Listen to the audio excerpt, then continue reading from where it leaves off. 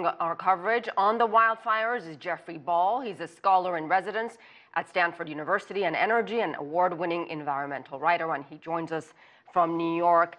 Jeffrey, let me get right to it. Why are things so bad in California this year? Well, it's a confluence of events. One of the reasons that things are so bad is just that the temperatures are so hot. As a result of that, things are there waiting to burn, and it's a situation that has accumulated over time.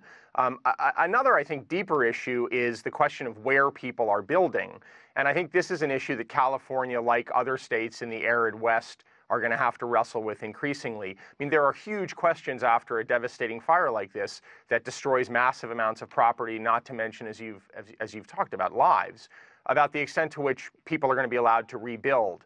And I suspect that there will be a pretty intense conversation about whether potentially a changing climate and changing conditions on the ground need to result in changing contours of where people are allowed to live and not to live.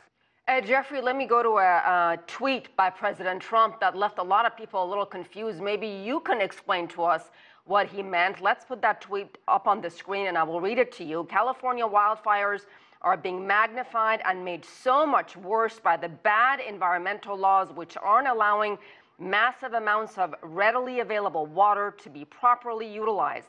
It is being diverted into the Pacific Ocean, must also tree clear to stop fire from spreading. Could you explain that one for us? What does he mean? I'm afraid to tell you that I can't explain that one. Not only can I not explain that one, but California officials have been unable to explain that one. Indeed, what they've said is that that's not true. They have said that there's no lack of water that is inhibiting the fighting of this fire. So I don't know what that tweet was about, but I do think it's probably worth putting that tweet in potentially political context. There have been long-running politically charged debates in California over two aspects that have been discussed in the context of this fire. One is water and one is trees. The president is suggesting in this tweet that water has been insufficient amounts of water have been diverted. So much water is being allowed to flow to the Pacific that there's not enough left to fight the fire. Again, California officials say that that is not the case. But there has been a long-running battle between farmers, basically, on the one hand, and environmentalists on the other in California about how much water ought to be diverted from the state system to water farms.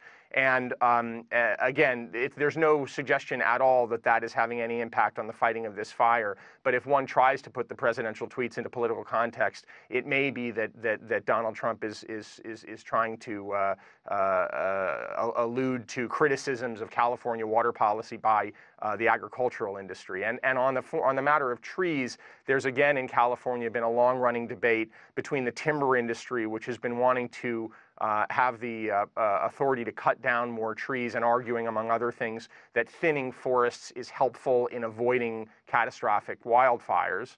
And environmentalists, on the other hand, who say that those sorts of policies they fear would lead to too much cutting of trees and therefore environmental damage. Again, not at all clear that either of those things is relevant in the fighting of this fire, but that's potentially a political maelstrom into which the president chose to wade. We're running out of time, so very quickly, I want to get your take on the impact of climate change on really the severity of conditions we've seen around the world, not just California, flooding, drought, wildfires in other parts of the world as well, and quickly, please.